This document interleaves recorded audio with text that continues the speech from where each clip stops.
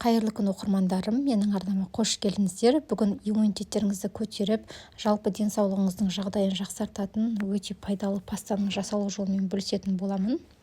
Алдымен кептірілген жемістерімізге ыстық су құйып, жуып аламыз. Жуып алғаннан кейін міндетті түрде біз бұл жемістерімізді кептіріп алатын боламыз. Осылай кептіріп, майлықтың үстіне жайып қоятын боламыз. Енді дәнектерімізді де жуып, духовкада кептіріп алсаңыздар болады, өте аз градуста. Енді блендер немесе ет тартқыштың көмегімен де езіп алсаңыздар болады. Мен бұл жерде блендермен езіп алдым. Езіп бір ыдысымызға саламыз. Бұл паста энергияңызды арттырып, стрессті азайтады және де ұйқының сапасын жақсартады. Құрамындағы дәндер мидың жұмысын жақсартады. Мен бұл жерде лимон қоспадым. Сіздер қалауларыңыз бойынша лимон қосып жіберсеңіздер де болады.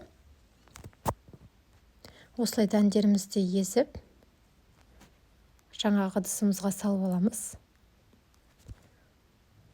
Енді үстінен таза табиғи бал болуы қажет, ол міндетті. Таза балымызды қосып, енді араластырып аламыз. Араластырғаннан кейін ыдыстарымызға салып, холодильникте сақтай беруге болады. Бұл паста енді табиғи дәрумендерге бай болғандықтан күніне 1-2 шай қасық қана қолдануға болады. Таңертеңгісін аш қарынға жылы су ішкеннен кейін 1-2 шай қасықтан тұтынсаңыздарға жеткілікті. Осындай мен шиша ыдысқа салып, бетін жауып, холодильникте сақтайтын боламын. Күнделікті таңертең шаймен қосып ішсеңіздер де болады.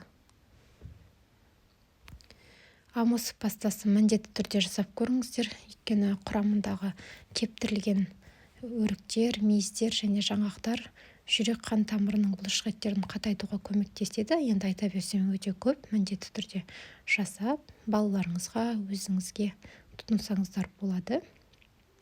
Каналымда шығып отыратын жаңа видеоларды жіберіп алмас үшін менің каналыма тіркеліп қоюды ұмытпаңыздар. Видео ұнаса, видеоға лайк баса кетіңіз.